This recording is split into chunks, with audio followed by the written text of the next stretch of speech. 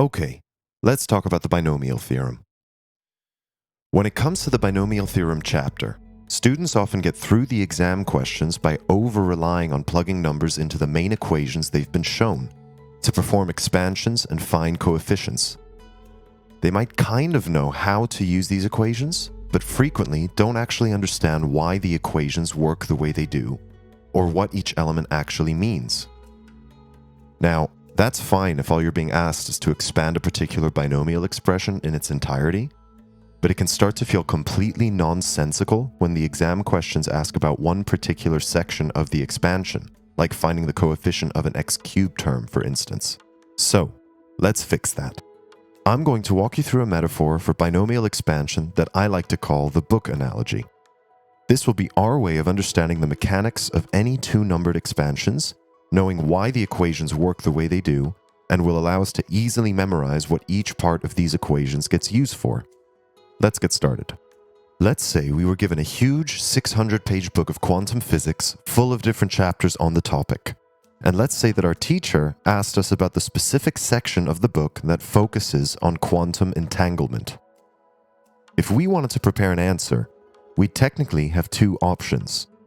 One, we could start right at the beginning of our 600-page book, reading every single page until we'd get to the chapter on quantum entanglement, and then finally be able to talk about the subject. Obviously, that would take us a lot of time, and would be a very inefficient way of going about giving our answer. Or two, we could use common sense and go to the index section of our book, look up the page number where the chapter on quantum entanglement starts, and just read directly from there, not worrying about the rest of the chapters that aren't immediately relevant to us. This second approach is obviously far more sensical and efficient, and it's exactly what our two main equations for binomial expansions allow us to do. Using them as an index, we'll be able to jump to any part of an expansion and answer questions about the coefficients and terms that are directly relevant to us. Okay, so before we can do that, we should probably start by understanding what a binomial expansion even is. The word binomial literally means two numbers, so expanding a binomial will be about taking the sum or difference of two numbers that are simultaneously raised to a given power n. Let's start simply. If we add two numbers together, a and b, and elevate this sum to a power of 2, we know from prior maths that this will expand out to give a squared plus 2ab plus b squared. Now this might feel evident and quite boring, but there's actually a lot going on here that carries over to far bigger expansions. We can ask ourselves three key questions. How many terms appear in this expanded form? What are the coefficients of a and b as we move across these terms from left to right? And how do the exponents of a and b change from term to term? If we can get some understanding of these three ideas, hopefully we'll be able to project that onto bigger, more complicated expansions. Now, in this expansion, we can see three terms have emerged when we develop. Within a term, we always have a coefficient. And this coefficient will always multiply with both numbers a and b, which themselves get raised to some exponent. In this simple expansion, we can see that the coefficient of our first term, a squared, is 1. The coefficient of our second term, ab, is 2. And the coefficient of our third term, b squared, is 1 again. If we then consider the exponents, or powers, of both a and b across these three terms, we'll see that in the first term, a is raised to the power 2, the same exponent as our original expression had. And since we just said that each term needs to include both a and b, we can show that b is actually secretly present in this first term. It's just raised to the power of 0, making it equal to 1. In the second term, a's exponent has dropped down from 2 to 1, and b's exponent has gone up from 0 to 1. In the third term, b's exponent is now 2. Here again, we can imagine that a is secretly present in this third term, just with an exponent of 0, making it equal to 1. So, when it comes to exponents, a's power starts at 2 and moves down to 0 in a stepwise fashion with each subsequent term. On the other hand, b's power starts at 0 and moves up in a stepwise fashion with each subsequent term. Let's keep track of these basic observations and see what happens when we change our overall exponent number, n. Let's then ask these same 3 questions for each expansion. When n equals 3, we obtain this expression. Here, we see a total of 4 terms. The coefficients from our first term to our last term are 1, 3, 3, 1. A's exponent starts at 3 in the first term and drops down to 0 in the last term, again with the same stepwise fashion. B's exponent starts at 0 and moves up in the same way until it reaches 3, which, again, is our chosen number for n here. Setting n equal to 4, we can track the next observations, seeing that our total number of expanded terms is now 5. Our coefficients across these 5 terms are now 1, 4, 6, 4, 1.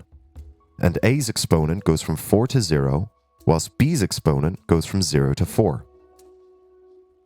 Setting n equal to 5, we do the same thing again, and start to realize that some patterns are emerging. Patterns that we could summarize and then project forward to expansions with bigger numbers of n. In order to summarize these patterns, we can ask, how do observations for each of our 3 original questions relate to our overall exponent, n? When it comes to the overall number of terms that reveal themselves in a full expansion, we can see that it's always 1 more than our original n number. So if we had a binomial expansion raised to the power of 11, we can immediately know, without needing to expand, that there will be 12 total terms. When it comes to how the exponents of both a and b evolve from term to term, we can see that the first term of our expansion will always be a to the power n, and the last term will be b to the power n. So our first number a, which is on the left-hand side of our original bracket, always becomes the very first term of the expansion and gets raised to the power of n. Our second term b, which is on the right-hand side of our original bracket, always becomes the very last term of the expansion and also gets raised to the power of n. So, in the expansion of a plus b to the power 11, we immediately know that our first term is a to the power 11, our last term is b to the power 11, and these 2 terms have another 10 terms sandwiched in between them. We also know that, across these remaining 10 terms, a's exponent drops by 1 every time until it reaches 0, and b's exponent increases by 1 every time from 0 to 11. When it comes to the coefficients, a pattern might be slightly harder to spot as the value of n increases. But if we stack these coefficients in rows, one on top of the other, we see the emergence of what's called Pascal's triangle. Pascal's triangle, put simply, acts as a summary sheet for what coefficients emerge during a binomial expansion, depending on your value of n.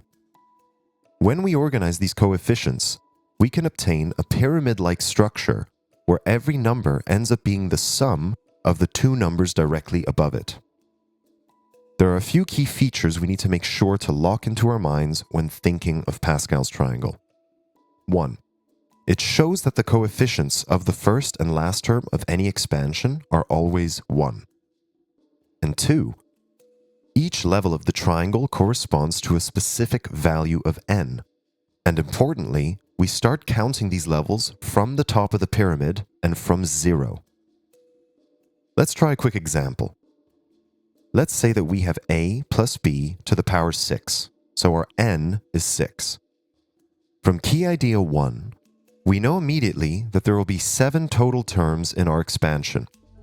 From key idea 2, we know the first term will always be our first number a raised to the power of n, so here that's going to be a to the power 6, and that our last term will always contain our second number b to the power n, so b to the 6.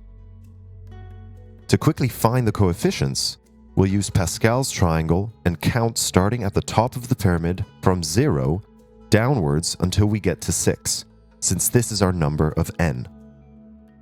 This row will show us the coefficient of the remaining terms between a to the power 6 and b to the power 6. we know that each term needs to contain both a and b, so let's put those in there. And finally, for the powers of a and b, we know from key idea 4 that the exponents of a will descend and those of b will ascend from left to right in increments of 1.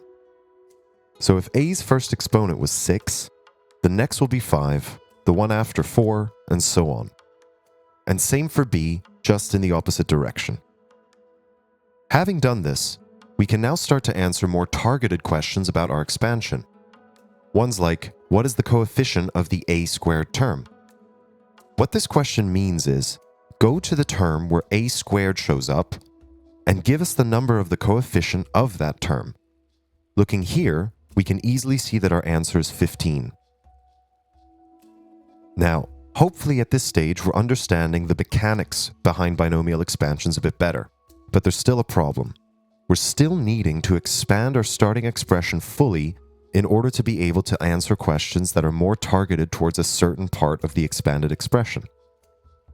Needing to go through all of these steps would still take us a lot of time, especially if we're dealing with powers of n above 10. So wouldn't it be great if we had a way to summarize all of these patterns so we could use them in a more surgical way? Conveniently for us, there is. We get given two main equations to help us in binomial expansions. The first is there to help us summarize all these patterns we've just discussed. The second helps us find the specific coefficient of a term anywhere in this expansion. But in order to understand how to use these two tools, we first need to know what n is, what r is, and how everything ties together.